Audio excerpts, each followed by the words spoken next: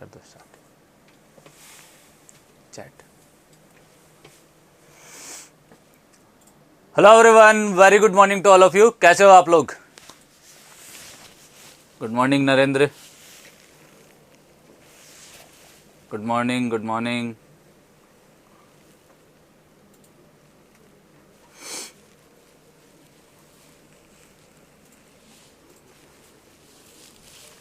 Last हम लोगों ने क्या देख लिया था? रिसोर्स अलोकेशन वाला चैप्टर देख लिया था।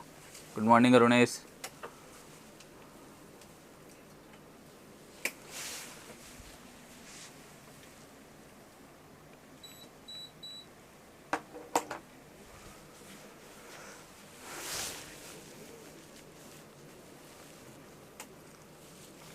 लास्ट हमने रिसोर्स अलोकेशन के बारे में बात की थी। रिसोर्स अलोकेशन में भी हमने क्या देखा था? रिसोर्स की स्मूथनिंग कैसे कर सकते हो, स्मूथनिंग के बारे में देखा था, और रिसोर्स की लेवलिंग कैसे कर सकते हो इसके बारे में देखा था। ये दो चीज हमने देखी थी, ठीक है।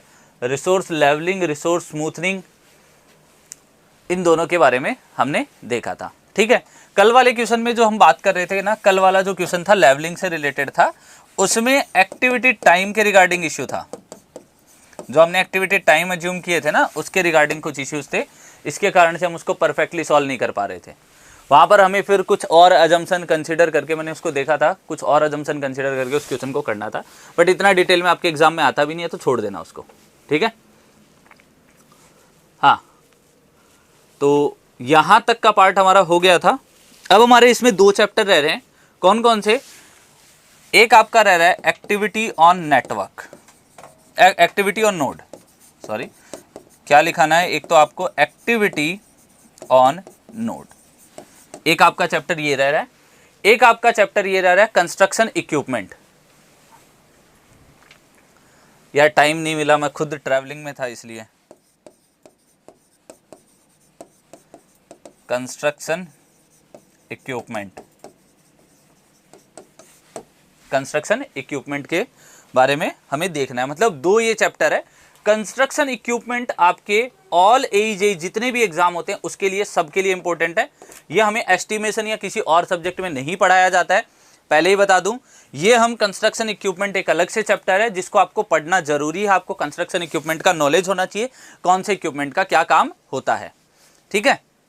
और अगर मैं बात करूं एक्टिविटी ऑन नोड, जितना काम हमने अभी तक एक्टिविटी ऑन एरो पर किया है, जितना काम हमने एक्टिविटी ऑन एरो पर किया है, एओए डायग्राम पर किया है, वो सारा जितना भी काम किया वो एओए डायग्राम का है। अब हम किसकी बात करेंगे? एओए डायग्राम को एक्टिविटी ऑन नोड पर। एक्टिविटी को पहले यहां पर हम किस में रिप्रेजेंट कर रहे थे? एरो पर रिप्रेजेंट कर रहे थे।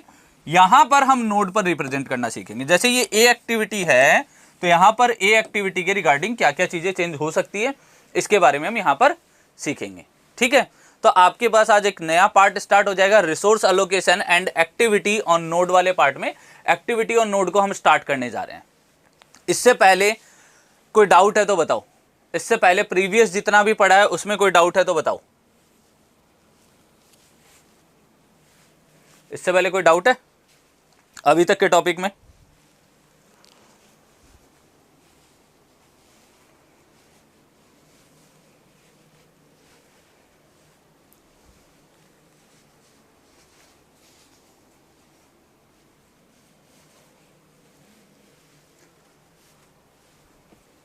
तो स्टार्ट करें activity on node.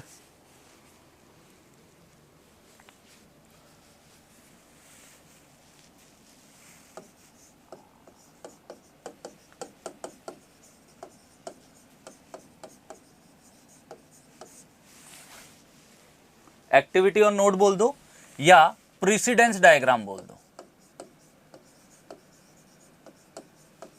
It is also known as precedence diagram. मतलब हम इसको क्या बोल सकते हैं? Precedence diagram. कल जो लास्ट क्वेश्चन है वो ही अभी तक समझ नहीं आया, कोई बात नहीं, लास्ट क्वेश्चन को स्किप कर दो, उसको छोड़ दो, ठीक है। उसको छोड़ दो, कोई इशू नहीं है, इतना डिटेल में आता भी नहीं है, इतना डिटेल में आता भी नहीं है। उसका डिटेल सॉल्यूशन मैं प्रोवाइड कर दूंगा आपको, तो आप उसमें जो करेक्ट मैं एक्टिविटी को सेट करके, एक्टिविटी की जो ड्यूरेशन है उसको सेट करके इंडिविजुअल एक एक स्टेप लिख के आपको मैं प्रोवाइड कर दूंगा। ठीक है, तो यहां पर हम नया चैप्टर स्टार्ट कर सकते हैं ना आज।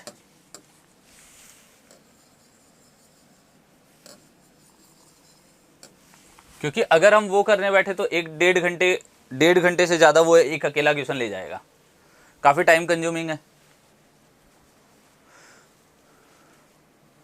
काफी ज्यादा वो टाइम कंज्यूमिंग है क्वेश्चन। ठीक है, चलो देखो ध्यान से, एक्टिविटी ऑन नोड। पहले हम एक्टिविटी को किस पे रिप्रेजेंट कर रहे थे? पहले हम एक्टिविटी को एरो पर रिप्रेजेंट कर रहे थे। जब एरो पर रिप्रेजेंट कर रहे थे तो एरो जब कंप्लीट हो रहा था, जहां पर एरो कंप्लीट हो रहा था या जहां पर भी एरो स्टार्ट हो रहा था, तो वहां पर हम एक रिप्रेजेंटेशन करते थे राउंड सर्कल में, जिसको हमने नाम दिया था इवेंट। जिसको हमने क्या नाम दिया था? इस नोड को, ये आपका नोड होता है, इस नोड को हमने क्या बोला था? इस नोड को नाम दिया था इवेंट। यही बोला था, इस नोड को क्या नाम दिया था? इवेंट नाम दिया था। अब यहां पर बात क्या होती है, इवेंट जो नाम दिया है आपने, यहां पर इसको इवेंट जो नाम दिया है, अब हम क्या बोल रहे हैं? एक्टिविटी को, ये जो एक्टिविटी पहले आप यहां रिप्रेजेंट कर रहे थे, अब आप उसको कहां रिप्रेजेंट करो?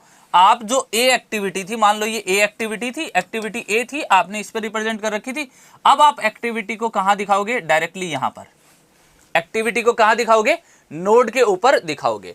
तो ये बताओ, नोड के ऊपर ही आपने एक्टिविटी दिखा दी, तो क्या कोई इवेंट की रिक्वायरमेंट है? क्या कोई इवेंट की रिक्वायरमेंट है? क्या कोई इवेंट की रिक्वायरमेंट है? नहीं ना। तो मतलब जब भी एक्टिविटी को हम नोड के ऊपर रिप्रेजेंट करेंगे तो हमें इवेंट की कोई रिक्वायरमेंट नहीं होती है। इवेंट की कोई रिक्वायरमेंट नहीं होती है। यहां पर इसमें फर्स्ट पॉइंट यही आएगा आपके सामने कि यहां पर एक्टिविटी को हम एरो से नहीं, एक्टिविटी को हम नोड से रिप्रेजेंट करते हैं, जिसकी वजह से यहां पर आपको क्या रिक्वायरमेंट नहीं आती, जिसकी वजह से यहां पर आपके पास इवेंट की कोई रिक्वायरमेंट नहीं आती है। क्लियर? पहली चीज क्लियर हो गई। दूसरा पॉइंट समझना। अब ये बताओ, एक्टिविटी को पहले हमें इंटर रिलेशनशिप बनाने के लिए एरो से रिप्रेजेंट कर रहे थे, एरो से रिप्रेजेंट कर रहे थे, और कई कई जगह अगर हमारी सही रिलेशनशिप नहीं आती थी तो हम क्या कर रहे थे? हम उसको एक ब्रेक लाइन से दिखा रहे थे, और this break line is termed as dummy activity. This break line is termed as dummy activity. ठीक है, अब हमारे पास एक्टिविटी है, एक्टिविटी ही तो आपके रिसोर्सेज को कंज्यूम करती है।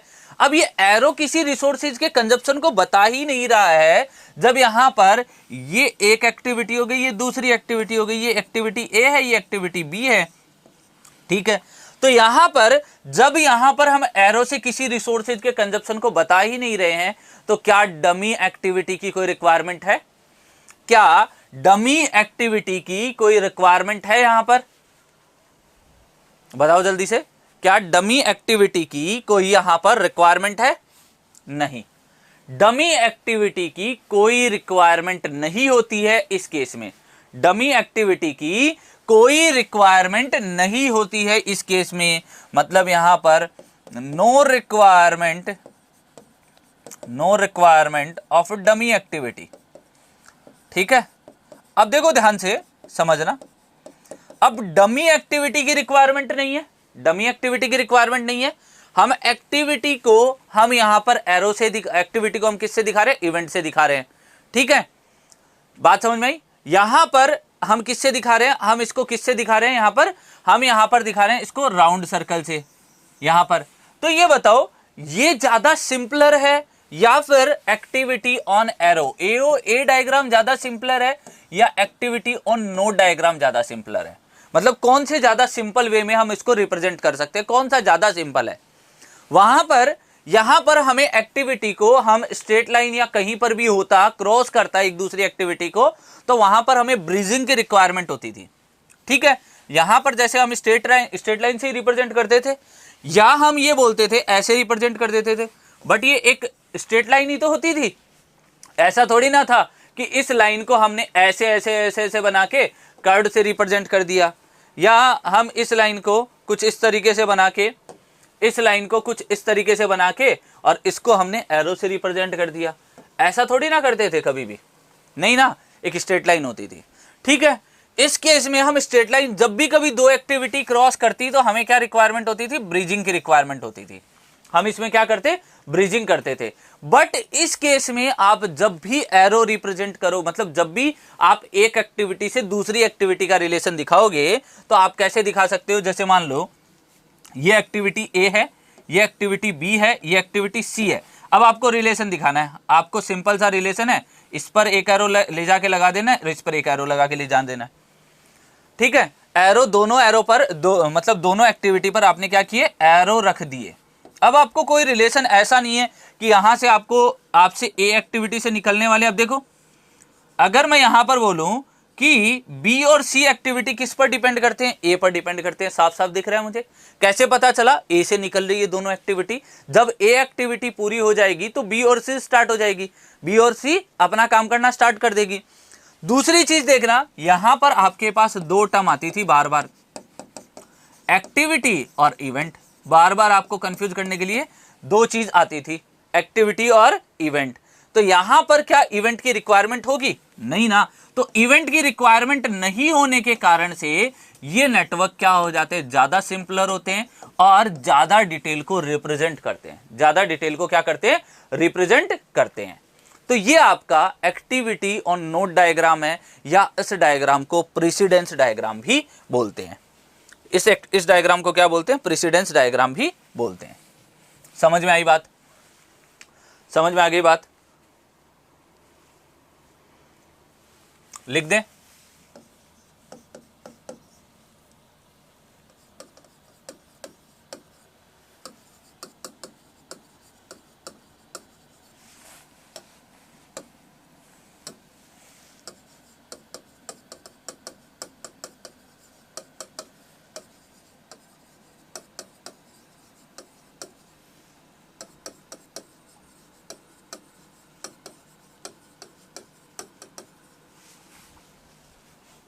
And there is no place for event, मतलब इवेंट के लिए यहां पर आपके कोई प्लेस नहीं होता है, इवेंट के लिए कोई प्लेस नहीं होता है। अब यहां पर एरो क्या रिप्रेजेंट करेंगे, एरो हम इसमें भी बनाएंगे। Here arrows represent the inter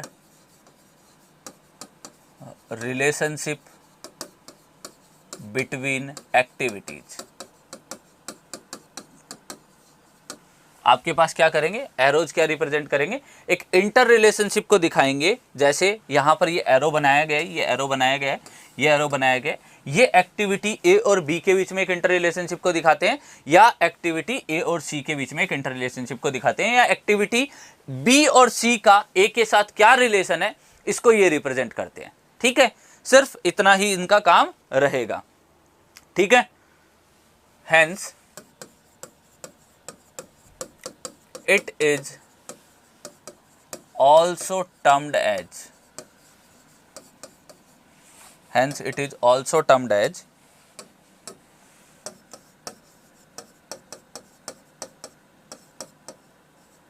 precedence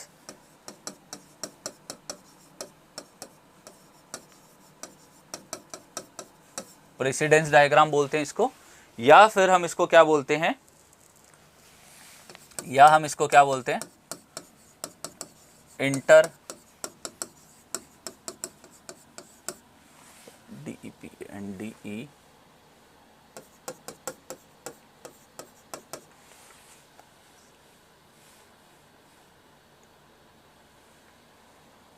interdependence diagram. हम इसको क्या बोलते हैं, इंटरडिपेंडेंस डायग्राम या प्रेसिडेंस डायग्राम बोलते हैं। ठीक है, क्लियर। विक्की कुमार, पहली बार दिखे हो भाई क्लास में, पहली बार दिखे हो, कहाँ खो गए थे इतने दिन। ठीक है। नेक्स्ट वन हमने क्या बोला, there is no requirement of dummy in activity on node diagram, no requirement of dummy, hence it is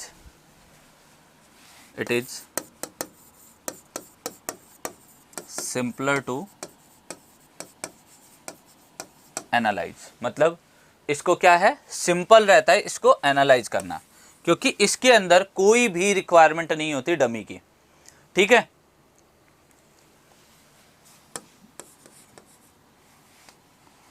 this diagram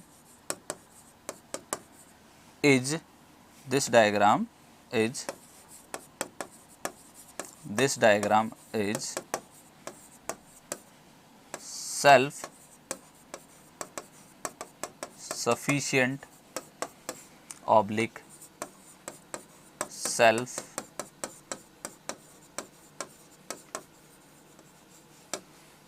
explanatory. मतलब क्या रहते हैं, ये सेल्फ सफिशिएंट होते हैं और अपने आप को खुद ही एक्सप्लेन कर सकते हैं। ठीक है, हेंस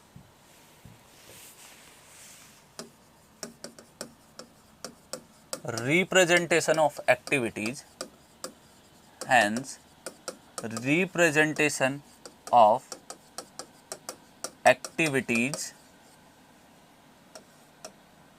in AON diagram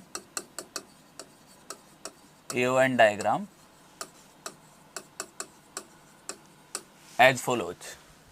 ठीक है, हम एक्टिविटी ऑन नोड डायग्राम को हम कुछ इस तरीके से दिखाते हैं। क्लियर है यहाँ तक? चलो अब हम यहाँ पर दिखाएंगे एक्टिविटी ऑन, यहाँ पर हम किसको दिखाएंगे, एक्टिविटी ऑन नोड को भी दिखाएंगे और एक्टिविटी ऑन एरो को भी दिखाएंगे। उससे पहले हम यहाँ पर क्या दिखाते हैं, earliest start time, latest start time, earliest finish. ठीक है, इसको हम कुछ इस तरीके से दिखा सकते हैं। ठीक है, मतलब हम यहाँ पर ये बता रहे हैं कि यहाँ पर आप क्या क्या चीज़ें लिखते हो।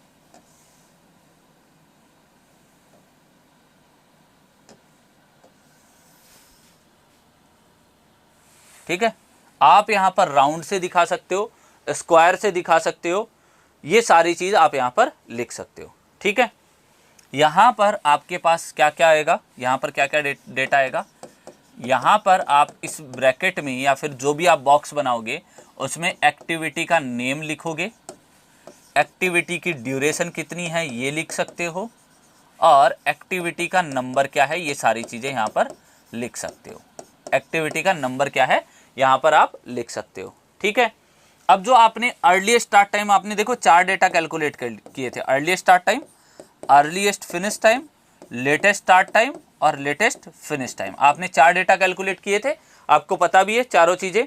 तो यहाँ पर आप इसको किस तरीके से लिखते हो, यहाँ पर अर्लीस्ट स्टार्ट टाइम आप यहाँ लिखते हो, अर्लीस्ट फिनिश टाइम आप यहाँ लिखते हो, लेटेस्ट स्टार्ट टाइम आप यहाँ लिखते हो और लेटेस्ट फिनिश टाइम आप कहाँ लिखते हो, यहाँ लिखते हो। आपके पास ये जो 4 नाम थे, एक्टिविटी का जो रिप्रेजेंटेशन होता है वो कुछ इस तरीके से किया जाता है। ठीक है, इस चैप्टर से आपके पास सिर्फ थ्योरी क्वेश्चन आते हैं। मैक्सिमम जो क्वेश्चन आते हैं वो सीपीएम और पर्ट से रिलेटेड आते हैं। मतलब सीपीएम और पर्ट का क्या काम है, वहाँ से आपको ज़्यादा से ज़्यादा क्वेश्चन देखने को मिल जाते हैं। ठीक है, इसीलिए इस चैप्टर को बहुत लिमिटेड पढ़ाया जाता है। सिर्फ आपको एक्टिविटी ऑन एरो डायग्राम को एक्टिविटी ऑन नेटवर्क डायग्राम में मैं कन्वर्ट करना सिखा दूंगा आपको। बाकी सारी प्रोसेस जैसे उसमें निकालते थे वैसे ही सेम यहाँ पर भी रहती है। ठीक है, सेम यहाँ पर भी रहती है। तो चलो कुछ एग्जाम्पल कर लें एक्टिविटी ऑन एरो के और एक्टिविटी ऑन नेटवर्क के। चलो देखो ध्यान से, यहाँ पर हम क्या इसको लिख सकते हैं, देखो एक्टिविटी ऑन एरो और एक्टिविटी ऑन नोड के। देखो ध्यान से, ये आपका एक इवेंट था, ये आपका एक और इवेंट था, ये आपका एक और इवेंट था। ठीक है, यहां पर आपने एक्टिविटी शो कर रखी थी इन दोनों इवेंट को कनेक्ट करने के लिए एक्टिविटी ए, और इन दोनों इवेंट को कनेक्ट करने के लिए एक्टिविटी बी को रिप्रेजेंट कर रखा था। ये आपका क्या है, एओए डायग्राम। ये आपका कौन सा है, एओए डायग्राम। ठीक है, यहां पर आपके पास क्या है, एओए डायग्राम। क्लियर, चलो देखना ध्यान से। अब इसका हमें क्या बनाना है, एक्टिविटी ऑन नोड डायग्राम। हमें क्या बनाना है, एक्टिविटी ऑन नोड डायग्राम। हमने क्या बोला, हमारे पास कितनी एक्टिविटी है, हाँ नेटवर्क डायग्राम शॉर्ट हो जाएगा। देखो अभी देख लो, मैं बताता हूं, कुछ एग्जांपल बता रहा हूं, सिंपल, एकदम सिंपल लगेगा आपको चीजें। ठीक है, देखना ध्यान से। अगर आप यहां पर इसको एक्टिविटी को कुछ इससे दिखा रहे हो, एक्टिविटी को आप किससे दिखा रहे हो, इससे दिखा रहे हो। ठीक है, तो ये आपकी एक एक्टिविटी और ये आपकी क्या हो गई, दो एक्टिविटी। दो एक्टिविटी हो गई। दोनों के बीच में रिलेशन के लिए हम अगेन एरो दिखाएंगे, क्योंकि रिलेशन के लिए हम क्या दिखाते हैं, एरो दिखाते हैं। क्लियर। अब आपके पास एक्टिविटी कितनी थी, एक्टिविटी ए थी, एक्टिविटी बी थी। हमने बोला इस बार एक्टिविटी को हम कहां दिखाएंगे, नोड पर। ये लो एक्टिविटी ए, ये लो एक्टिविटी बी। जो आपके पास एक्टिविटी ऑन एरो डायग्राम में आपको ये दिख रहा था, एक्टिविटी ऑन नोड डायग्राम में आपको ये दिखेगा। समझ में आई बात, समझ में आया या नहीं आया, बताओ जल्दी से, समझ में आया या नहीं आया, बताओ जल्दी से। ये एक्टिविटी ए है,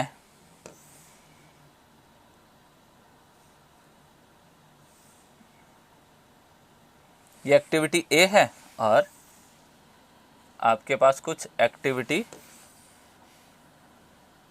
ये दे रखा है कुछ। ठीक है, क्लियर है। तो यहां पर आपके पास एक्टिविटी कितनी दे रखी है, ये लो, बना देते हैं डायग्राम। ये एक्टिविटी ए हो गई, ये एक्टिविटी बी हो गई, ये एक्टिविटी क्या हो गई, सी हो गई। ये एक्टिविटी ए है, ये एक्टिविटी बी है, ये एक्टिविटी सी है। अब इसका बना देते हैं, क्या बन के आएगा। देखो आपको कितनी एक्टिविटी दिखानी है, आपको 3 एक्टिविटी दिखानी है। आपको कितनी एक्टिविटी दिखानी है, आपको 3 एक्टिविटी दिखानी है। ठीक है, ये एक्टिविटी ए हो गई, है ना। अब यहां पर जब एक्टिविटी ए कंप्लीट होगी तभी तो बी और सी स्टार्ट होगी, तभी तो बी और सी स्टार्ट होगी। ठीक है, बी और सी स्टार्ट होगी तो ये लो, ये आपके पास बी आ गई, ये आपके पास में क्या आ गया, इसी का सी आ गया। ठीक है, अब आपको रिलेशन बताना है यहां पर। तो आपने क्या किया, यहां पर आप दोनों को 2 एरो से नहीं दिखा के आप क्या करोगे, यहां पर इसको थोड़ा सा सिंप्लीफाइड फॉर्म में दिखा दो। कैसे, देखो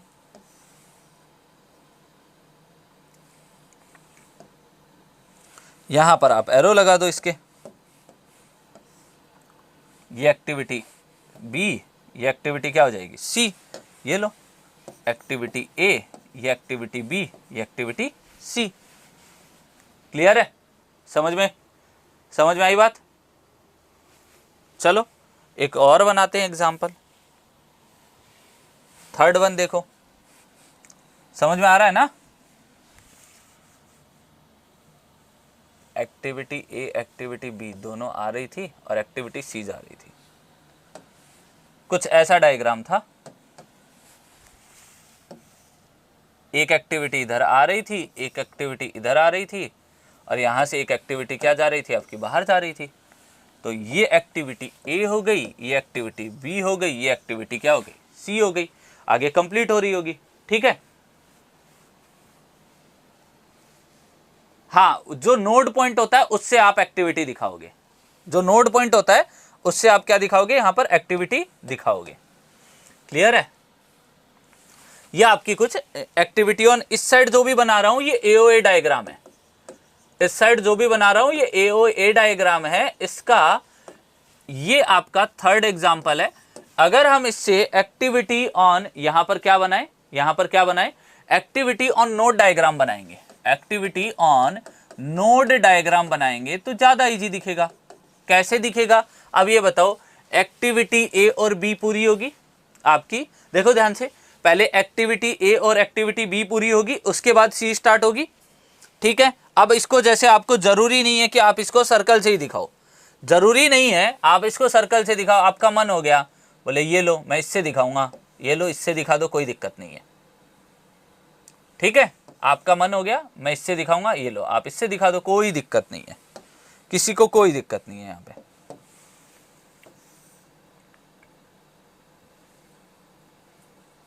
ठीक है,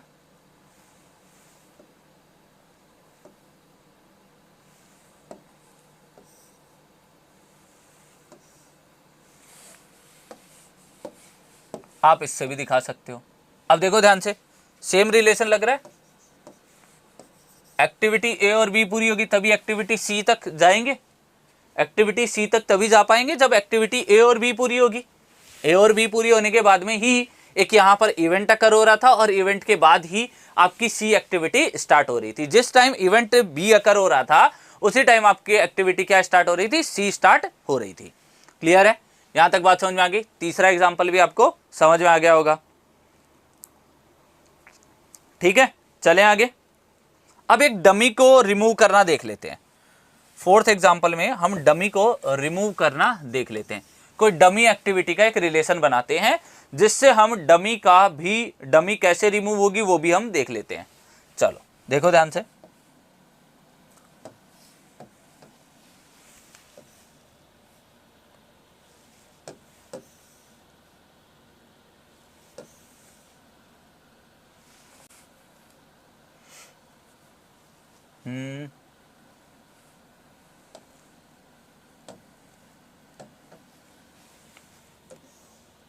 एक्टिविटी ए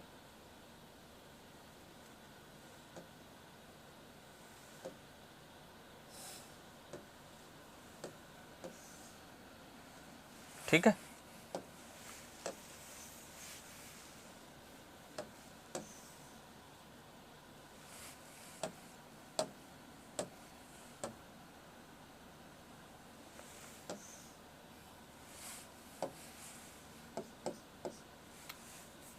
ऐसा कुछ रिलेशन था। ये एक्टिविटी ए थी, ये एक्टिविटी बी है, ये एक्टिविटी सी है, ये एक्टिविटी डी है। क्लियर, ये आपको सी और डी एक्टिविटी दे रखी। अब ये कौन सा डायग्राम है, activity on arrow diagram, AOA diagram है। अब हमें एक्टिविटी ऑन नेटवर्क बनाना है। अब आप कहोगे स्क्वायर से बनाना, आप कहोगे रेक्टेंगल से बनाना, आप कहोगे यहां पर सर्कल से बनाना है, किसी से भी बना सकते हो। ये लो, ये आपकी एक्टिविटी ए हो गई, ये एक्टिविटी बी हो गई, ये एक्टिविटी क्या हो गई आपकी सी हो गई, और ये एक्टिविटी क्या हो गई आपकी डी हो गई। ठीक है, आपके पास क्या थी, 1 2 3 और 4 एक्टिविटी थी। क्लियर है, यहां पर आपने क्या रिप्रेजेंट कर दिया, activity A B C D, A B C और डी। आपने यहां से यहां तक का क्या रिलेशन बताया, यहां से यहां तक का रिलेशन बताया। कुछ एक्टिविटी इस तरीके से हमारे पास आगे इंटर रिलेटेड थी। अब हमें इन दोनों में कनेक्शन बताना है, तो हमने यहां पर एक एरो लगा दिया कि यहां पर कुछ कनेक्शन था। क्या कि ए पूरी हो जाए, सी पूरी हो जाए, उसके बाद में बी स्टार्ट होगी। ए पूरी हो जाए, सी पूरी हो जाए, उसके बाद में यहां पर बी स्टार्ट होगी। ठीक है, क्लियर है, यहां पर उसके बाद में बी स्टार्ट होगी। या फिर आपके पास डी के साथ कोई रिलेशन है, एरो इस साइड है तो डी के साथ रिलेशन है, तो मतलब डी जब स्टार्ट होगा जब आपका ए और सी दोनों पूरा हो जाए। यहां पर भी देख लो, जब ए और सी पूरा हो जाएगा तभी आपका क्या स्टार्ट होगा, डी स्टार्ट होगा। बस डमी क्या होती है, डमी को एलिमिनेट कर देते हैं। क्लियर, यहां तक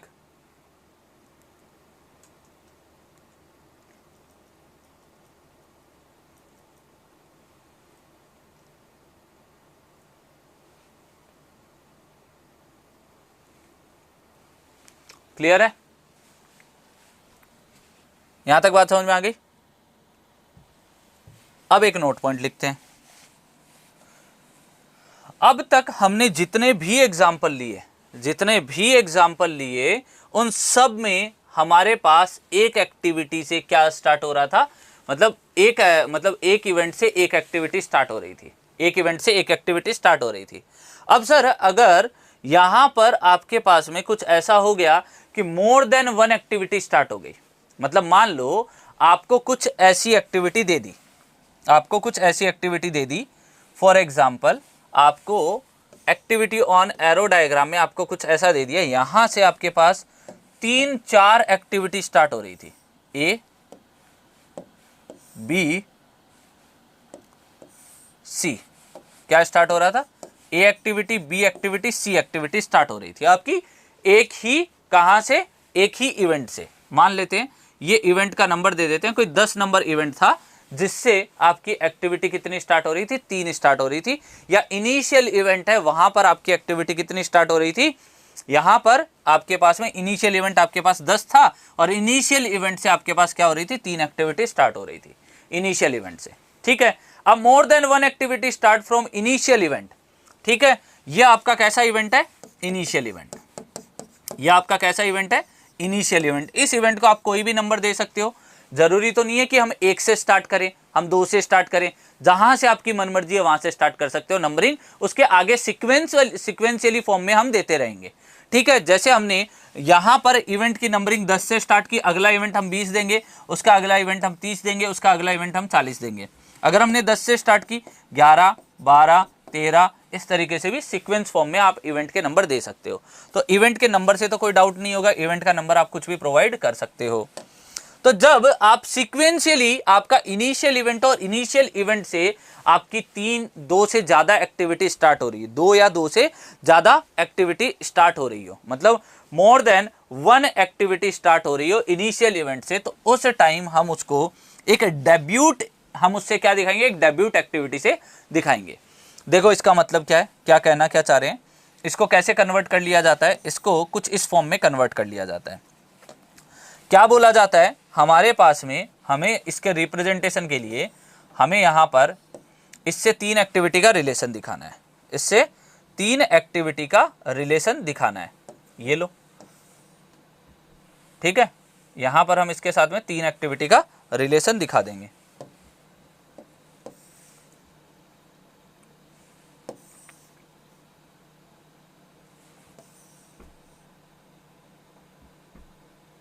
ठीक, देखो ध्यान से,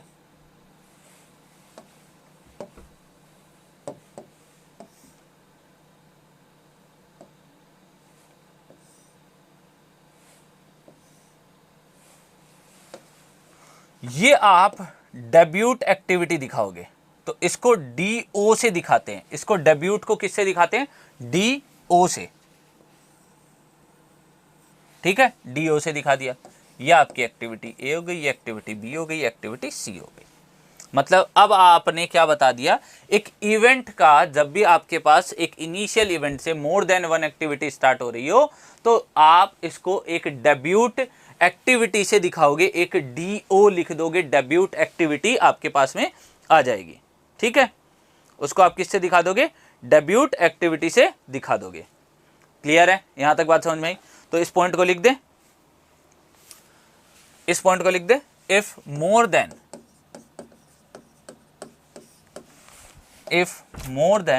1 activity,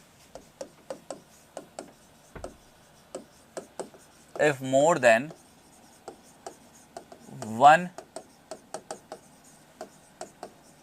activity starts from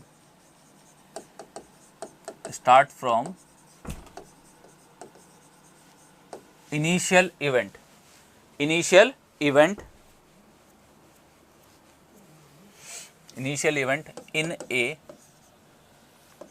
an activity on arrow diagram,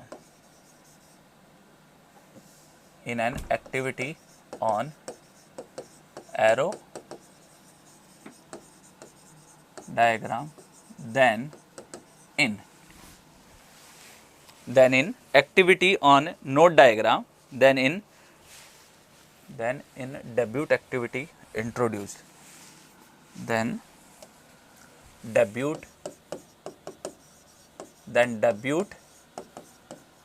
activity introduced in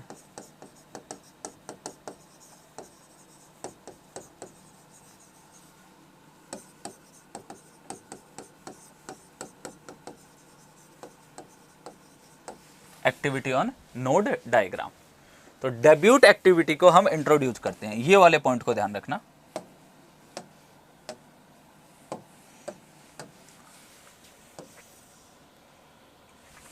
इस बार ये डीओ का मतलब क्या हो गया, ये आपकी डेब्यूट एक्टिविटी हो गई।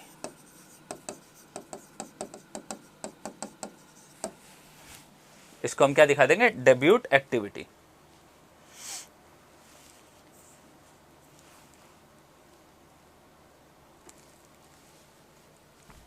ठीक है। सिमिलरली एक नोट और लिख दें, जब हमारे पास में, देखो ध्यान से, अब एक नोट और लिख देते हैं, अगर हम लिख ही रहे हैं तो। नोट सेकंड, वो फर्स्ट था। इफ, हमने क्या लिखा यहां पर, if more than one activity start from initial event, अगर more than one activity finish at, जो आपका फाइनल इवेंट होता है, ठीक है, या टर्मिनेट्स एट फाइनल इवेंट या finish event in an AOA diagram, then आप क्या करोगे, एक फिनिश एक्टिविटी इंट्रोड्यूस करोगे इन एओएन डायग्राम। लिख देते हैं, इसको बाद में समझ में आएगी। If more than one activity, if more than one activity terminates, more than one activity terminates at finish event, हमारे पास terminates at finish event in an AOA diagram,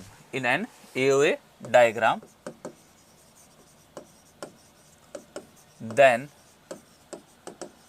finish activity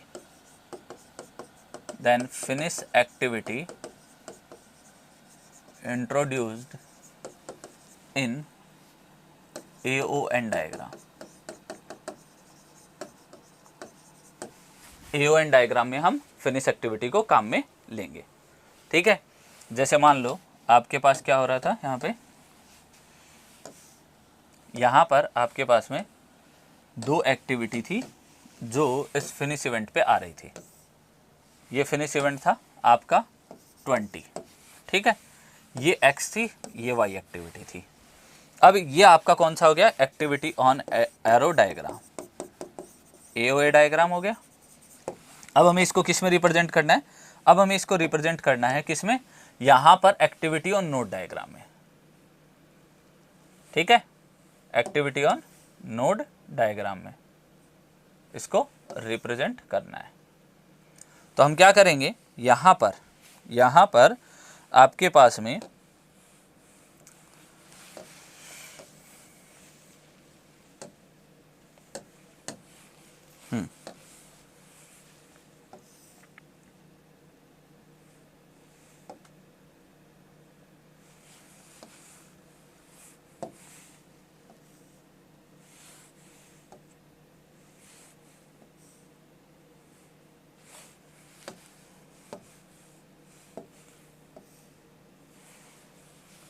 ये आपका क्या हो गया, ये एक्टिविटी X थी, ये activity Y थी, ये फिनिश FO से इसको रिप्रेजेंट करेंगे। इसको हम किससे रिप्रेजेंट करेंगे, FO से। क्लियर है? चलो, थैंक यू पंकज। ये आपका क्या है, आपके पास में क्या हो गया, यहां पर आपके पास में ये आपका एक्टिविटी ऑन नेटवर्क जो चैप्टर था वो यहां पर ओवर हो जाता है। इतना ही काम रहता है आपको एक्टिविटी ऑन नेटवर्क चैप्टर में। ठीक है, एक्टिविटी ऑन नेटवर्क चैप्टर आपका इतना ही रहता है, इतना ही पढ़ना होता है, इतना ही हमें समझना होता है। ठीक है, चलें आगे। यहां तक का पार्ट आपको समझ में आ गया। हाँ,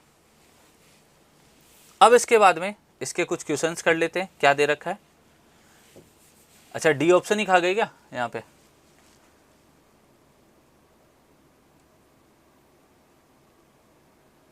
अच्छा ये तो डिटरमाइन करना है, draw the correspondence activity on, छोड़ो इसको, हटाओ। फिगर ही नहीं हो, फिगर है क्या इसकी फिगर ही नहीं है, इसको हटाओ। हाँ,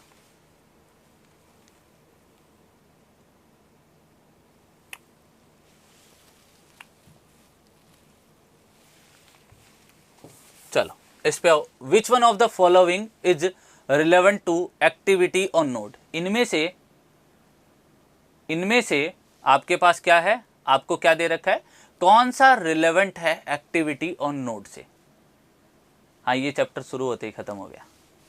बताओ, dummy activity may be many, there will be no dummy activities, it is used for quite complex project, it is easier to associate with time flow of activities. इनमें से कौन सा अभी तक मैंने जो स्टेटमेंट है वो आपको यहां पर बताया है, कौन सा स्टेटमेंट है जो मैंने आपको अभी तक बताया है।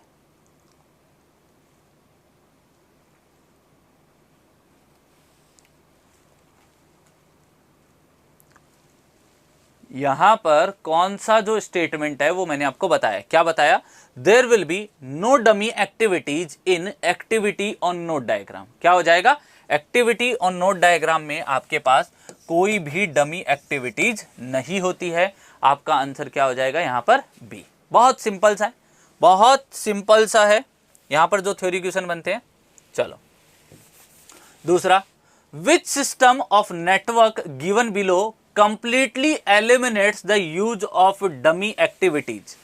आपके पास कौन सा सिस्टम है जो आपको ये बोलता है कि डमी एक्टिविटीज का कोई भी यूज नहीं है। कौन सा ऐसा सिस्टम है जो आपको ये बोलता है कि डमी एक्टिविटीज का कोई भी यूज नहीं है। स्लाइडर,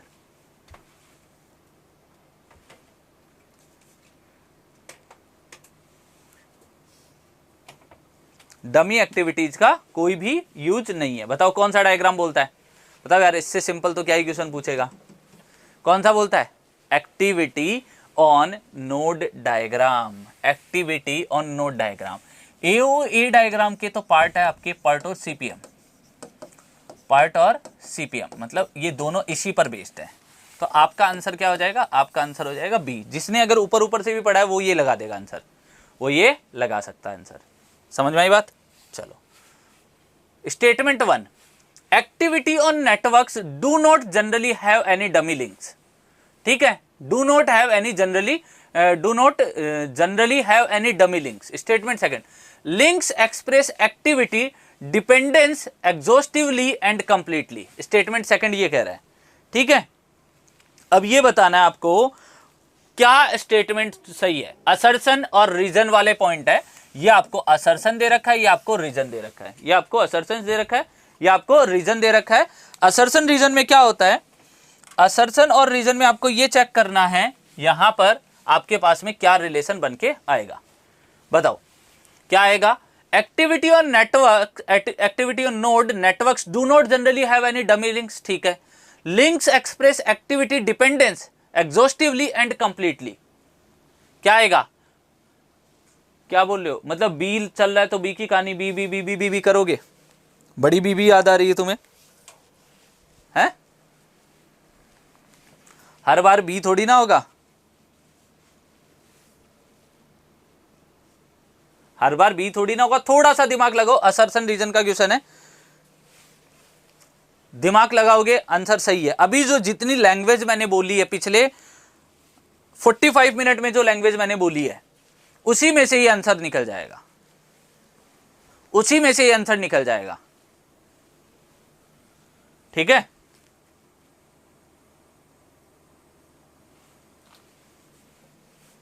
क्या हो जाएगा देखो ध्यान से, activity on node networks do not have generally, do not have any dummy links. सही है, पहला सही है, मतलब ये ऑप्शन हमारा कट गया। ठीक है, ये ऑप्शन कट गया, ए इज फॉल्स वाला। Links express activity dependence exhaustively and completely, मतलब जो लिंक है वो एक्सप्रेस कर रहे हैं आपके एक्टिविटी की डिपेंडेंस को, और मतलब कंप्लीटली वो यही डिपेंडेंट कर, कंप्लीटली यही बता रहे हैं कि वो जो एक्टिविटी की डिपेंडेंसीज है उसी को बता रहा है, उसके अलावा कुछ नहीं बता रहा है यहां पर। ठीक है, तो ये डिपेंडेंसी होने के कारण से ही, मतलब ये सिर्फ डिपेंडेंसी को डिफाइन कर रहे हैं, इसी रीजन से ही हम बोलते हैं कि यहां पर कोई भी डमी लिंक अवेलेबल नहीं होते हैं। तो आपका रीजन भी सही है, और रीजन जो है वो करेक्ट एक्सप्लेनेशन ऑफ ए है।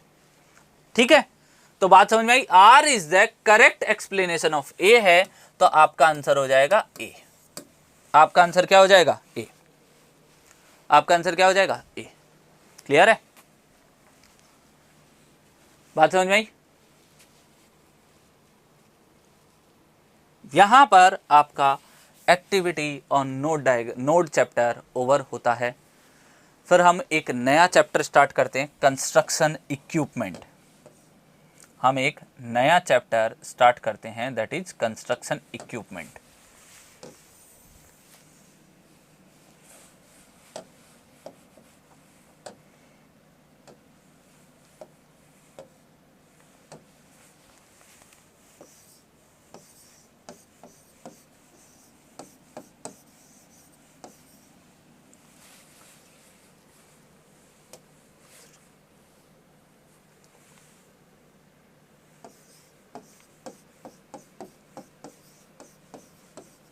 Construction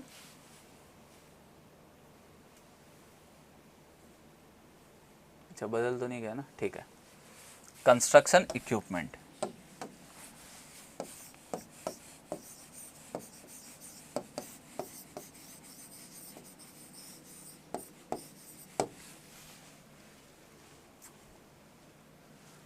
dummies are replaced by links.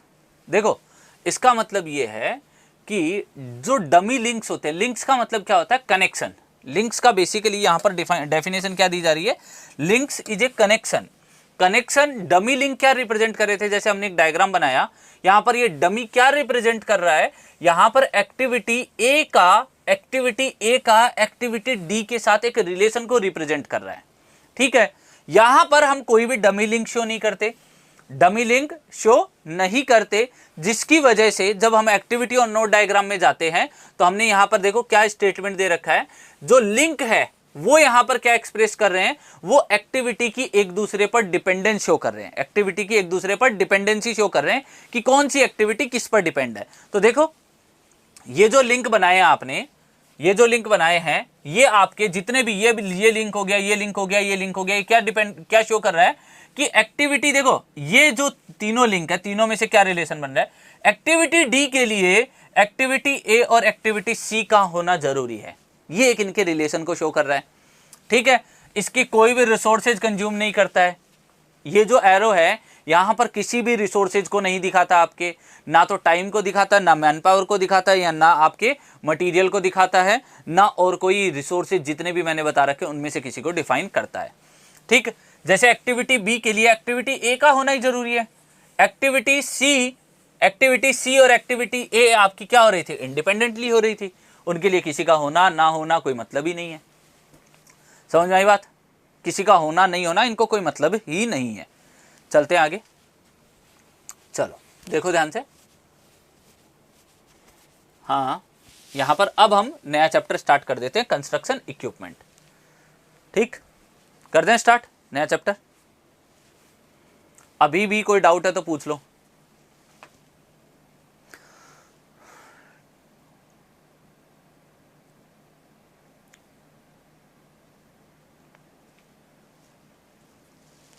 कोई डाउट है? ये आपका जो प्रोजेक्ट मैनेजमेंट वाला पार्ट था वो खत्म हो चुका है। ठीक है, आपके सिलेबस में तो इतना ही मेंशन है।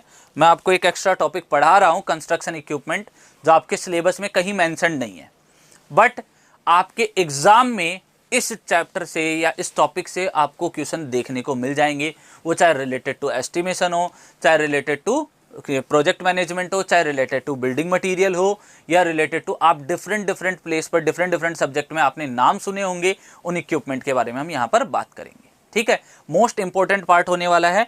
मोस्ट इंपॉर्टेंट इसलिए दोस्त कि यहाँ पर आपको कुछ चीजें याद रखनी पड़ेगी। ये मोस्ट इंपॉर्टेंट है, यहाँ पर आपको सारा डेटा रटना पड़ेगा, और रटना पड़ेगा तो आपको काफ़ी सारी चीज़ें आप जो यहाँ पीपीटी में देखोगे आपको डायग्राम से ही बेटरली याद हो सकती है। ठीक है, देखो कंस्ट्रक्शन इक्विपमेंट में आपने काफ़ी सारी चीज़ें देखी होगी। ये डिफरेंट कंस्ट्रक्शन इक्विपमेंट आपके सामने शो हो रखे हैं। निर्माण उपकरण कौन कौन से हैं इनके बारे में यहाँ पर बताया गया है। अब पूरा हम इन जो बिल्डिंग एक कंस्ट्रक्ट करते हैं या एक्सकेवेशन से लेके हमारी बिल्डिंग की लास्ट स्टेज तक बनती है, उसमें कौन कौन से मेजर जो कंस्ट्रक्शन इक्विपमेंट है जो काम आते हैं।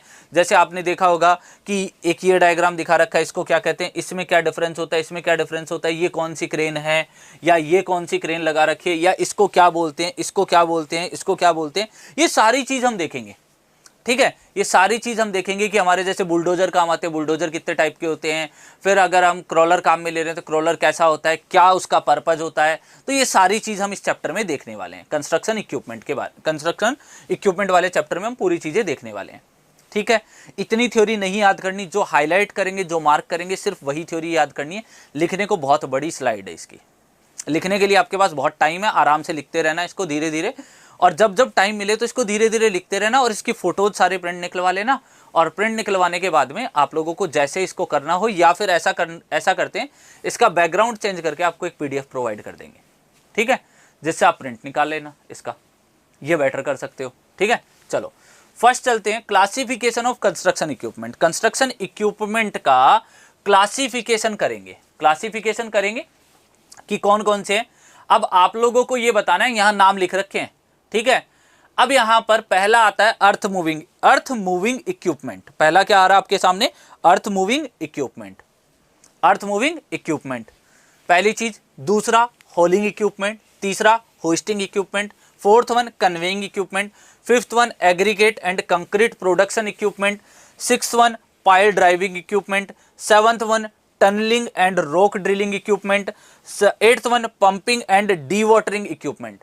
आपने ये सारे नाम डिफरेंट सब्जेक्ट में पढ़ रखे होंगे। जैसे एग्जांपल देता हूं, ठीक है, earth moving equipment, earth moving equipment आपने एस्टिमेशन कोस्टिंग में बहुत सुना होगा, बहुत सुना होगा। सोयल के पहले चैप्टर में एक अर्थवर्क का क्वेश्चन करवाते हैं, तो उसके लिए जो इक्विपमेंट काम आता है, अर्थवर्क के अंदर जो इक्विपमेंट काम आते हैं उसकी स्टडी करेंगे।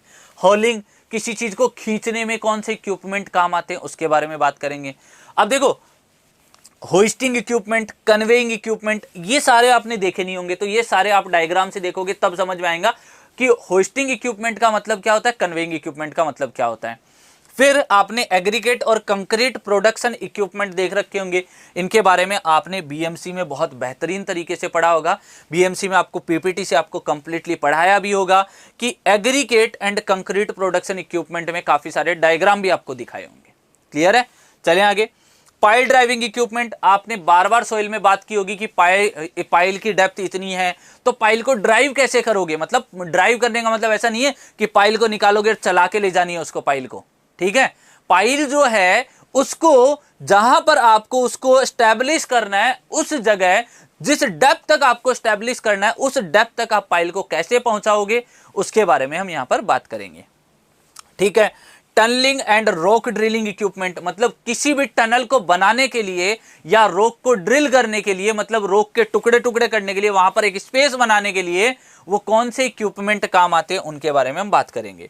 पंपिंग एंड डीवाटरिंग इक्विपमेंट, मतलब कहीं पर भी पानी की क्वांटिटी बहुत ज्यादा है, वहां से आपको पानी बाहर निकालना है, डीवाटरिंग करनी है, पंपिंग करनी है, बाहर निकालना है, पंप इन पंप आउट करना है, तो उस पर्पज के लिए कौन से इक्विपमेंट काम आते हैं उनके बारे में हम मेजरली बात करने वाले हैं।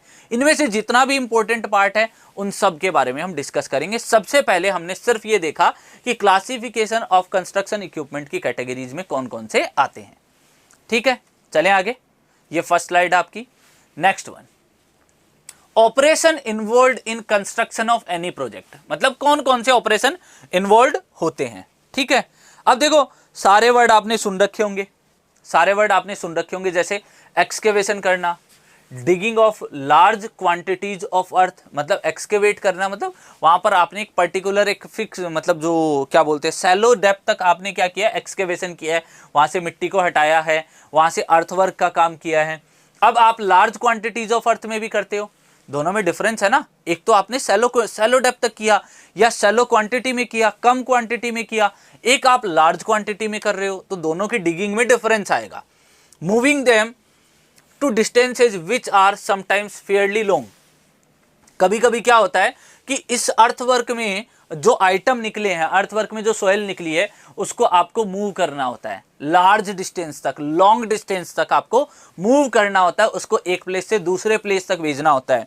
तो अब मेरा पहला सवाल यह है आप लोगों से कि जब हम हॉरिजॉन्टल डायरेक्शन में, जब हम अर्थवर्क का हॉरिजॉन्टल डायरेक्शन में ट्रांसपोर्टेशन करते हैं तो उसको क्या कहते हैं, और जब हम अर्थवर्क का वर्टिकल डायरेक्शन में ट्रांसपोर्ट करते हैं तो उसको क्या कहते हैं।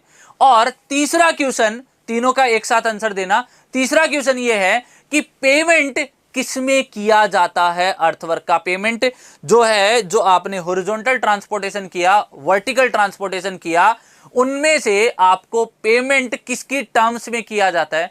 क्या हॉरिजॉन्टल ट्रांसपोर्टेशन के टर्म में किया जाता है, क्या वर्टिकल ट्रांसपोर्टेशन के टर्म में किया जाता है, क्या दोनों की टर्म में हम पेमेंट कर सकते हैं? जल्दी से आंसर दो तीनों का। 3 क्वेश्चन आपके सामने है। हॉरिजॉन्टल ट्रांसपोर्टेशन को क्या कहते हैं? हॉरिजॉन्टल ट्रांसपोर्टेशन ऑफ अर्थवर्क को क्या कहते हैं? वर्टिकल ट्रांसपोर्टेशन ऑफ अर्थवर्क को क्या कहते हैं? अब जो पेमेंट है, ट्रांसपोर्ट आपने जो किया, आपको किसके बेसिस पर पेमेंट होगा? बताओ। ये 3 क्वेश्चंस है मेरे आपके पास, आपके सामने। आंसर दो फटाफट। हॉरिजॉन्टल को क्या बोलते हैं? लीड। वर्टिकल को क्या बोलते हैं? लिफ्ट। ठीक है। और पेमेंट किस में करते हैं?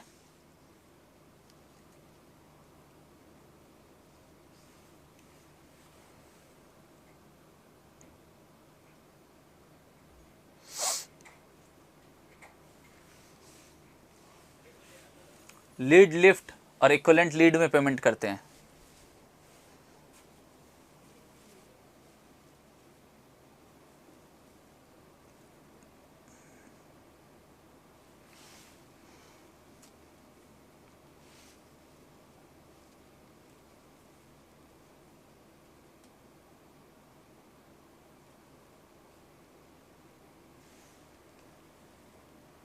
एक चीज गलत बोल रहे हो।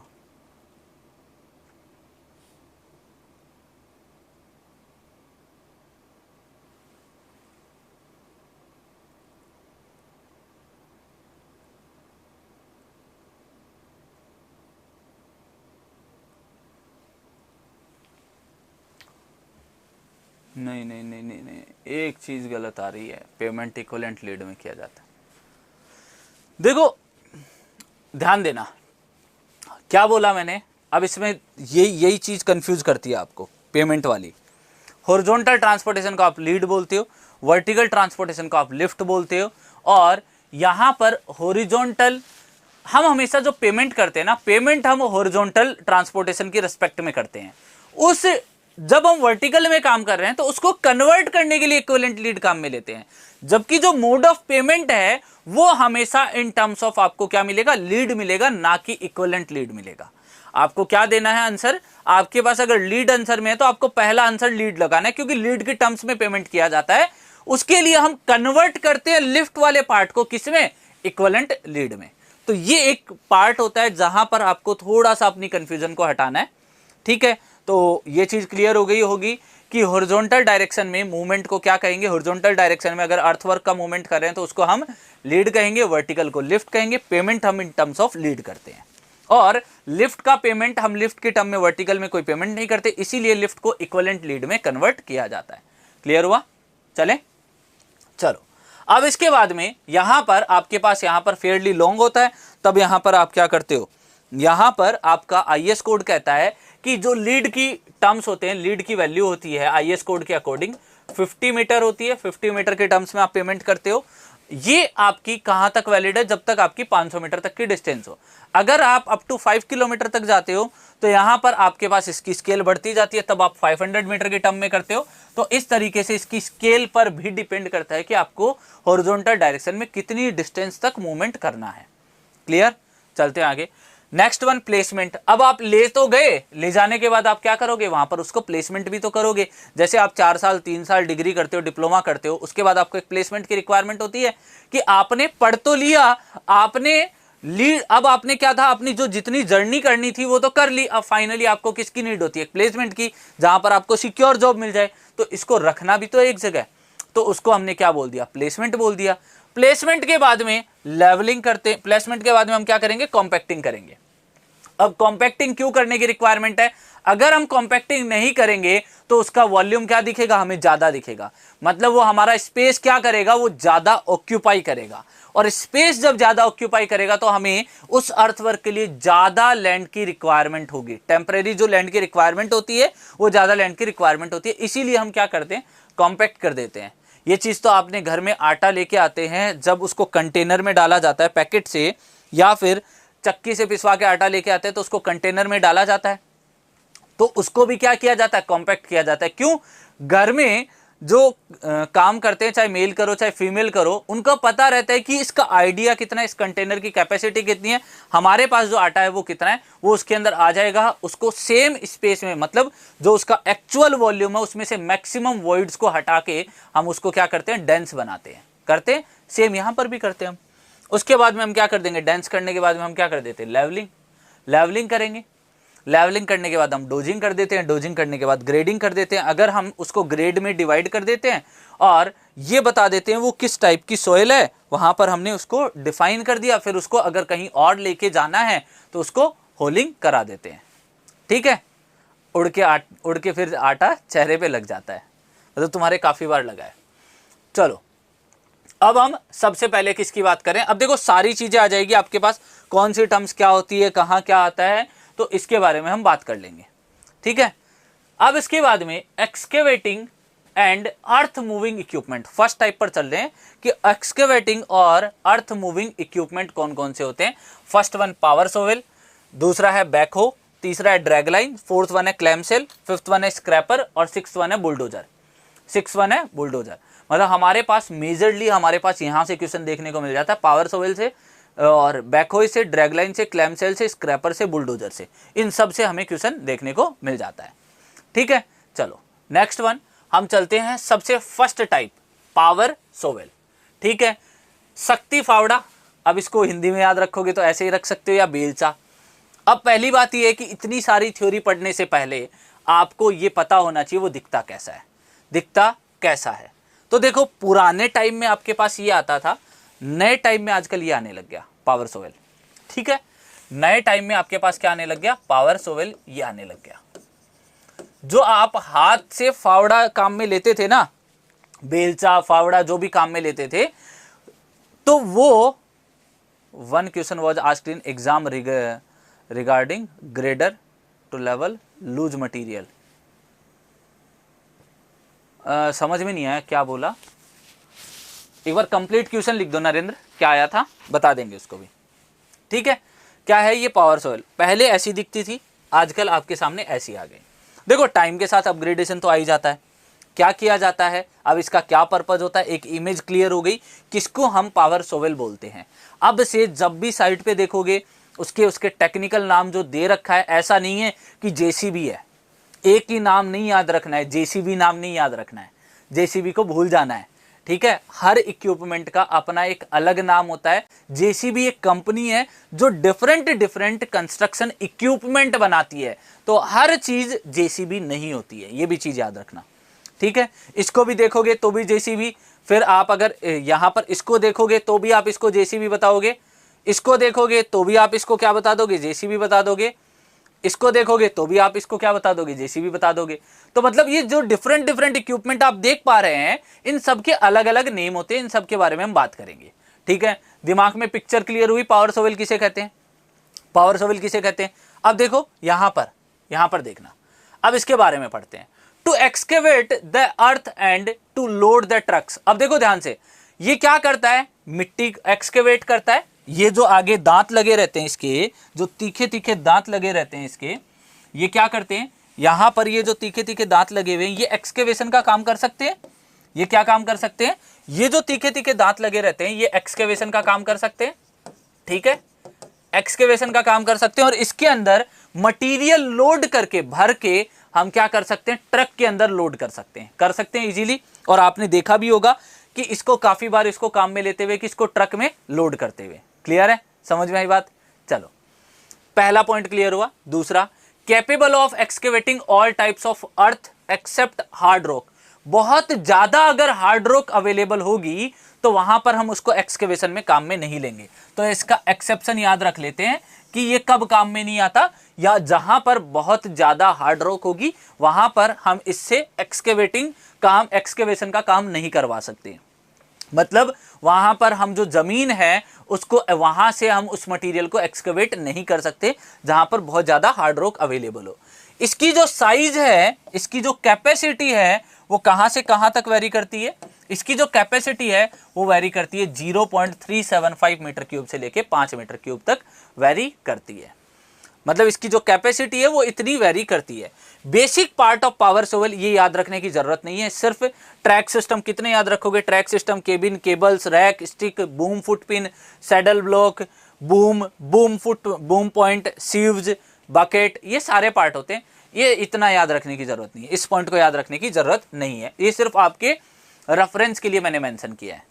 ठीक है, चलो अब इसके एप्लीकेशन क्या क्या है। क्लोज रेंज ऑफ वर्क, अब ये बताओ इसकी रेंज अपने हाथ से, मतलब अब इसकी जो रेंज है इसके केबिन से बहुत ज्यादा डिस्टेंस तक नहीं है, तो ये किसके लिए काम आ सकता है, ये स्मॉल रेंज ऑफ वर्क के लिए काम आ सकता है। स्मॉल रेंज ऑफ वर्क के लिए आपके पास क्या आ सकता है, काम आ सकता है। बात समझ में आ गई। चलो दूसरा क्या आ सकता है, capable of digging very hard materials.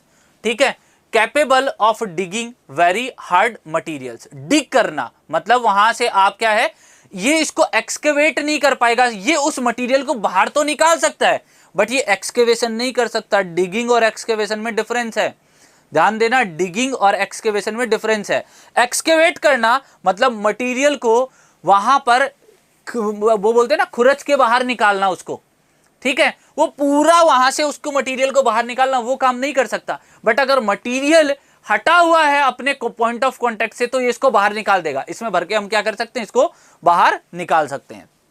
ठीक है, तीसरा can remove big size boulders, भाई बड़े बड़े बोल्डर्स को रिमूव कर सकता है, बड़े बड़े पत्थर को रिमूव कर सकता है। तो अब आपसे मेरा next question, what is the size of boulder, what is the size of boulder, boulder की साइज कितनी होती है, जल्दी से कमेंट में बताओगे, वही मैं यहां पर लिखूंगा, गलत बताओगे गलत लिखूंगा, सही बताओगे सही लिखूंगा। ठीक है, क्लियर है, समझ में आई बात। वही बात है, तुम्हें याद ही जेसीबी रहता है, जेसीबी से ऊपर जिंदगी नहीं देखी तुमने। चलो बताना बोल्डर साइज क्या होती है। It is used in various types of jobs such as digging in gravel banks, मतलब जहां पर पत्थर बहुत ज्यादा हो वहां पर हम क्या कर सकते हैं, डिगिंग का काम कर सकते हैं, वहां पर हम मटेरियल को बाहर निकाल सकते हैं। ठीक है, clay pits, digging cuts in road work, road side bunds, मतलब रोड साइड के जितने भी काम होते हैं वहां पर हम इससे कर सकते हैं, इससे हम काम कर सकते हैं।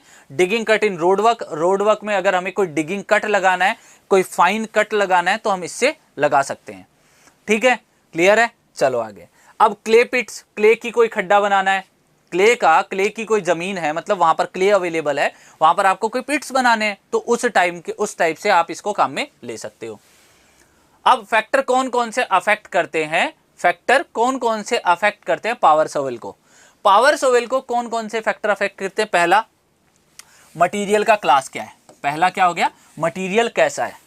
ठीक है, दूसरा क्या हो गया, डेप्थ ऑफ कटिंग कितनी है, कटिंग डेप्थ ऑफ कटिंग कितनी, क्योंकि ये बहुत ज्यादा डेप्थ में नहीं जा सकता है।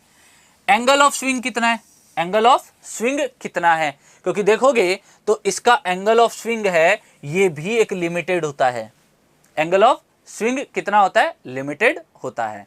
चलें आगे, नेक्स्ट वन, अगर हम बात करें जॉब कंडीशन कैसी है, मतलब आपकी जॉब लोकेशन है, जॉब की लोकेशन, आपको काम कहां करना है उस पर भी ये डिपेंड करता है। मैनेजमेंट कंडीशन कैसी है, वहां का मैनेजमेंट कैसा है ये तो देखेंगे ना हम, जब भी हम काम करेंगे तो वहां का जो मैनेजमेंट है वो कितना मैनेज्ड वे में काम करवा रहा है वहां पर, वो भी अफेक्ट करता है इसकी कैपेसिटी, इसके आउटपुट को। साइज ऑफ हॉलिंग यूनिट, आपका जो वहां से सामान ढोने की यूनिट कितनी है, आपके पास एक ही ट्रक अवेलेबल है तो ये उस हिसाब से काम देगा, आपके पास 4 ट्रक अवेलेबल है तो हम इसको उस हिसाब से काम में लेते हैं। तो ये डिपेंड करता है कि आपके पास हॉलिंग यूनिट्स कितनी अवेलेबल है। Skill of the operator, obvious सी बात है कि जितना स्किल्ड ऑपरेटर होगा उसको ये पता होगा, इसको ये पता होगा कि किस तरीके से काम किया जाता है, किस तरीके से काम किया जाता है, कहां से हमें एक्सकेवेशन स्टार्ट करना है, कहां से हमें डिगिंग स्टार्ट करनी है, उसको पता रहता है। जिसके पास स्किल होगी उसको ये सारी चीज पता रहेगी। Physical condition of the shovel, अब भाई सोवेल दिखने में उसकी जो फिजिकल कंडीशन है वो बहुत खराब है तो काम हम उससे धीरे धीरे काम मिलेंगे तो काम आउटपुट कम मिलेगा। फिजिकल कंडीशन नई है तो अच्छा काम मिलेगा, आउटपुट ज्यादा ले सकते हैं। ठीक है, तो ये आपके पास में ये आप पावर सोवेल के बारे में सारा डेटा है। यहाँ पर बोल्डर साइज कितनी बताई थी, बोल्डर साइज एक ही ने बताई थी, बाकी किसी को याद नहीं है क्या। बोल्डर साइज क्या होती है, 300 mm से ज्यादा हो जाते हैं। 300 mm साइज से ज्यादा के पत्थर होते हैं वो बोल्डर साइज हो जाती है, उसको बोल्डर साइज बोलते हैं। पहचान लिया गणेश, पहचान लिया, याद है मुझे सब, मुझे मोस्टली नाम याद है, ठीक है। हाँ, बस इतना नहीं पता रहता कौन से बैच के हो, ये मत पूछ लेना, ठीक है। तो आपको ये पावर सोवेल के बारे में हो गया सारा डेटा, ठीक है। ग्रेटर देन 300 mm हम बात करते हैं, उसको हम क्या बोलेंगे, बोल्डर साइज बोलेंगे, ठीक। बाकी लोग कहाँ हैं?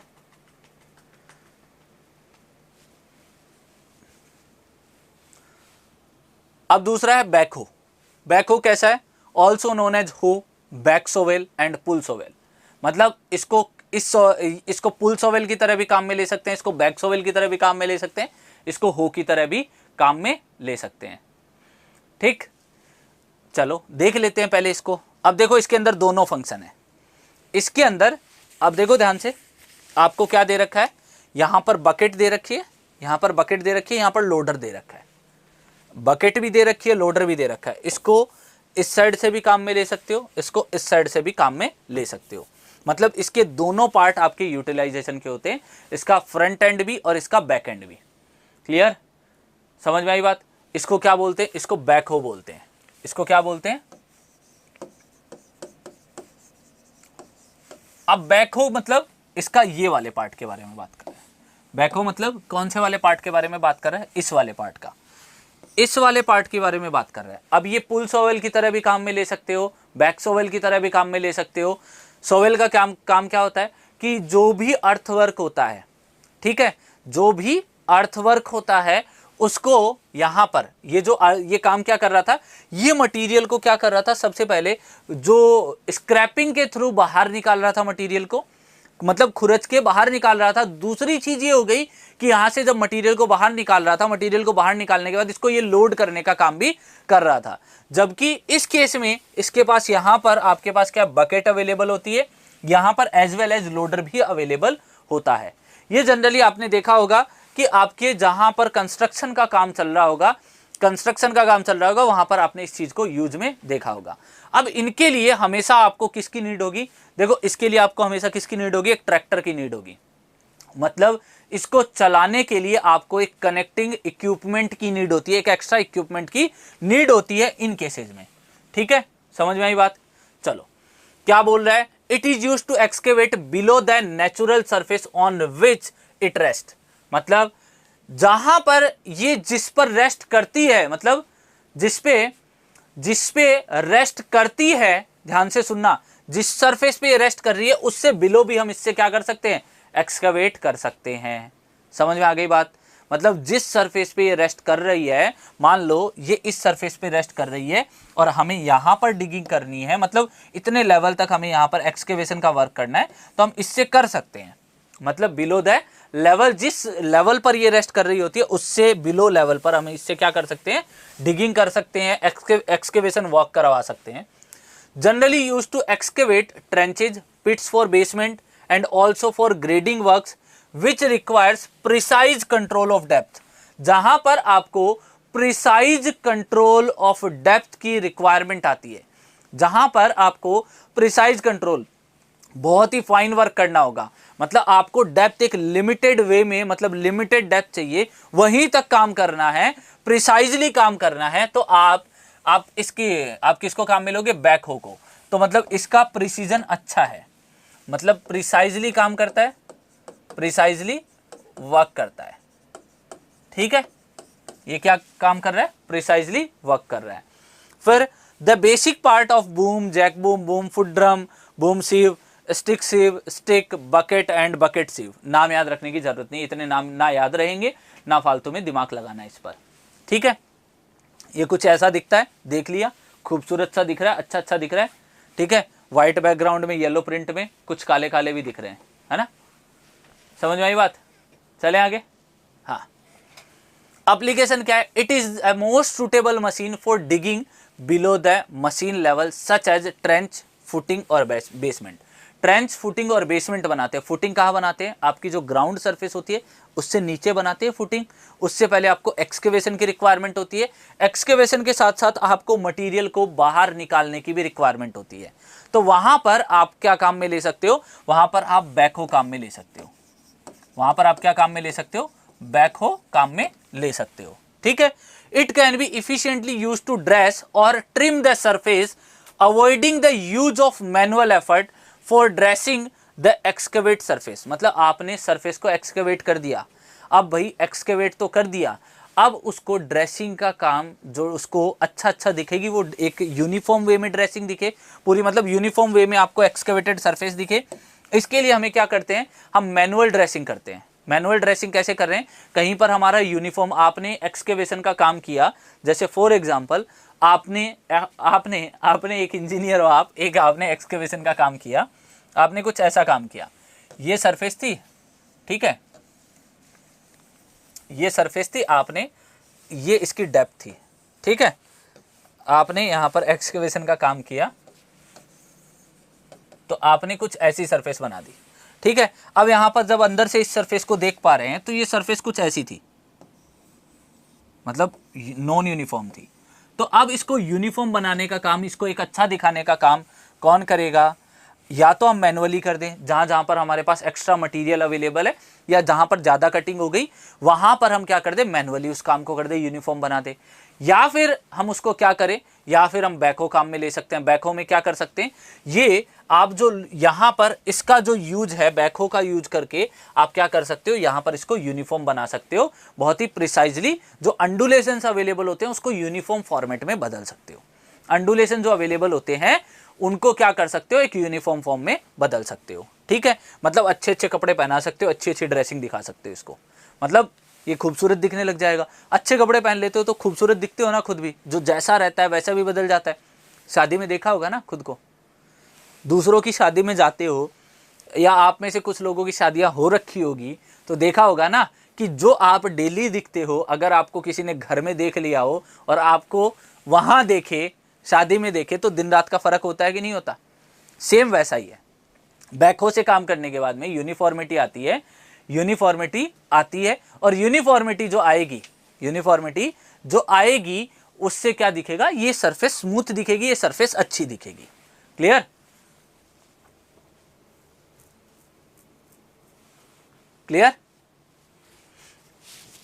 अब आगे ड्रैग लाइन की अगर हम बात करें तो ड्रैग लाइन देखो, पहले ड्रैग लाइन का देख लो डायग्राम क्या है। ये ड्रैग रोप्स होती है, ये होइस्ट रोप होती है, यहां पर आपके बकेट लगी रहती है, ठीक है, यहां पर आपके बकेट लगी रहती है। ये सस्पेंशन रोप होती है, ये आपका बूम पॉइंट होता है जहां पर आपकी होइस्ट रोप लटकी हुई रहती है। होइस्ट रोप क्या कर रही होती है? हैंग कर रही होती है। यहां पर ऑपरेटर का कैबिन होता है, यहां से ऑपरेटर बैठ के देखता रहता है। ये मशीनरी हाउस है, रिवॉल्विंग फ्रेम है, मतलब यहां पर पूरी जो मशीनरी ये जो काम कर रही है इसका पूरा एक कैबिन बना होता है, और ये जब काम करते हैं तो इसके लिए ये जो क्रेन्स जो कनेक्ट होती है, एक तरीके से हम जो बोलते हैं, जो बूम्स कनेक्टेड है, बूम पॉइंट पर होइस्ट रोप कनेक्टेड है, ड्रैग रोप कनेक्टेड है, तो यहां पर आपके पास क्या रहता है? अब देखो, पहली चीज, ये लार्ज डिस्टेंस में काम कर जाएगा। लॉन्ग डिस्टेंस में हम इससे काम करा सकते हैं, नहीं करा सकते? करवा सकते हैं। दूसरी चीज, हम लॉन्ग डिस्टेंस से मटेरियल को कलेक्ट भी कर सकते हैं बकेट के थ्रू हम क्या कर सकते हैं? कनेक्ट भी कर सकते हैं। ये जो केबिन में बैठा रहता है ना, ये सब देखता रहता है, इसको सब पता होता है। समझ में आई बात? ये जो कैबिन में बैठा हुआ है ना, इसको सब पता होता है, ये सब देखता रहता है, इसको कहाँ कैसे काम कराना है इसको ऑपरेट कर लेता है पूरा। तो इसीलिए कैबिन इसका यहां बनाया गया है। ये फ्रंट एंड में लॉन्ग डिस्टेंस तक ये काम करवा सकता है। चलो अब बात करते हैं। The drag line is so name because of its prominent operation of dragging the bucket against the material to be dug. मतलब जो मटीरियल है, अब देखो क्या है, जैसे कहीं पर अगर हमें बकेट फिल करनी है तो हमने बकेट को, जो मटीरियल की जो डायरेक्शन है, मटीरियल आपका इस तरीके से है, आप क्या करोगे? बकेट को ऑपोजिट डायरेक्शन में डग करोगे तो आपका मटीरियल इस बकेट में फिल हो जाएगा, ये इसके अंदर ये प्रोसेस होती है। तो यहां पर आपको यह ध्यान रखना है, the drag line is so name because its prominent operation of dragging the bucket against the material to be dug. जिस डायरेक्शन में मटीरियल है आपका, उसके अपोजिट डायरेक्शन में आपको क्या करना है, बकेट को डग करना है। क्लियर। दूसरा, unlike the shovel it has a long light crane boom and the bucket is loosely attached to the boom through cables. मतलब यहां पर बकेट्स को लूजली कनेक्ट किया हुआ होता है केबल के थ्रू, जो सोवेल्स की तरह एक स्ट्रॉन्ग, देखो सोवेल्स के अंदर जो कनेक्शन था बकेट का, सोवेल्स की बात करूं तो यहां पर जो कनेक्शन था वो यहां पर क्या था, यहां पर हाइड्रोलिक हिंज के थ्रू कनेक्शन था। ठीक है, हाइड्रोलिक यहां पर हिंज के थ्रू हमने कनेक्शन दे रखा था, जबकि इसमें अगर हम कनेक्शन की बात करें तो इसमें यहां पर क्या है, एक केबल के थ्रू आपने क्या कर रखा है, बकेट को कनेक्ट कर रखा है। Next one, because of this construction a drag line can dig and dump over large distance then a shovel can do.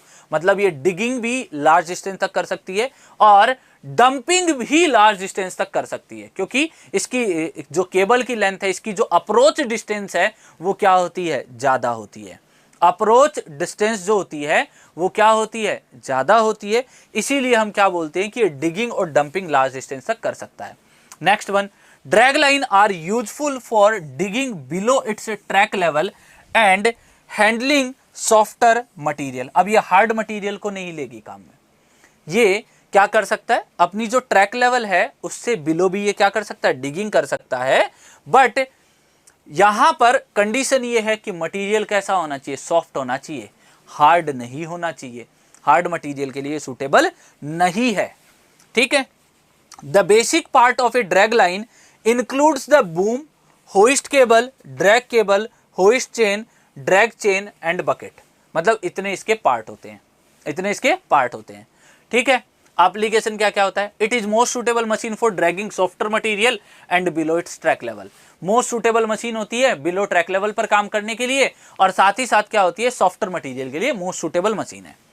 It is very useful for excavating trenches when the sides are permitted to establish their angle of repose without souring.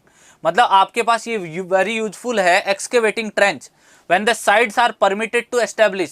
देखो sides के बीच में यहां पर एक angle of रिपज बनता है, जिसको आप मैकेनिक्स में पढ़ते हो। ठीक है, मैकेनिक्स में या सोम में आपके कहीं ना कहीं काम आएगा एंगल ऑफ रिपज। एंगल ऑफ रिपज एक जगह और काम आता है आपके सॉइल मैकेनिक्स में, सॉइल मैकेनिक्स में पढ़ाया जाता है एंगल ऑफ रिपज क्या होता है। तो एंगल ऑफ रिपज जब बनता है, angle of repose without souring, तो आपको यहां पर एक एंगल ऑफ रिपज बनता है कि यहां पर आपको मिनिमम आपके पास क्या मिले, रेजिस्टेंस मिले, जिसकी वजह से आप मैक्सिमम आउटपुट ले सकते हो। ये इस तरीके से कुछ मेंटेन्ड होता है। ठीक है, इट हैज लॉन्ग रीचेज, मतलब इसकी पहुंच लंबी होती है, इसके हाथ क्या होते हैं, कानून से भी लंबे होते हैं, इसीलिए ज्यादा मटेरियल को डिग कर लेता है। It is mostly used in the excavation for canals and depositing of the embankment without hauling units. मतलब आपको खींचने की, मतलब जो एक लेवल से एक प्लेस से दूसरे प्लेस तक हॉल करने वाले जो यूनिट्स है, उसकी अगर रिक्वायरमेंट, अगर उसकी रिक्वायरमेंट को एलिमिनेट करना है तो वहां पर आप क्या काम में लोगे, वहां पर आप ड्रैग लाइन काम में लोगे, वहां पर आप क्या काम में लोगे, ड्रैग लाइन काम में लोगे। ठीक है, चलो अब इसके बाद में आपके पास है क्लैम सेल। क्लैम सेल को देखो कैसा है, क्लैम सेल है ऐसा। क्लैम सेल क्या कर रहा है, आपके पास ओपन कंडीशन है तो कुछ इस तरीके से, पहले टाइम देखते हैं 11:55। क्लैम सेल कल पढ़ेंगे, क्लैम सेल कल पढ़ेंगे, कल हम क्लैम सेल से ही स्टार्ट करेंगे। यहां तक का पार्ट है, आपको ड्रैग लाइन तक का पार्ट फिर पढ़ के आना है। अगर कोई डाउट रहे तो बता देना, अगर कोई डाउट रहे तो बता देना। ठीक है, कल हम क्लैम सेल से स्टार्ट करेंगे इसको।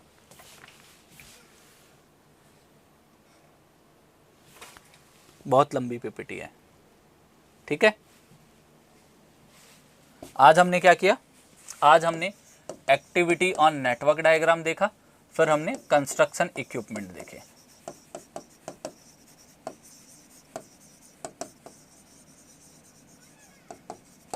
कंस्ट्रक्शन इक्विपमेंट्स देखे। ठीक है, मोहम्मद फहीम अख्तर। चलो कौन कौन आया आज क्लास में, दिख ही नहीं रहे, कुछ एक 3-4 चेहरे ही दिख रहे हैं। तीन चार चेहरे ही दिख रहे हैं। कंस्ट्रक्शन इक्विपमेंट में हमने क्या क्या देख लिया, पावर सोवल देख लिया,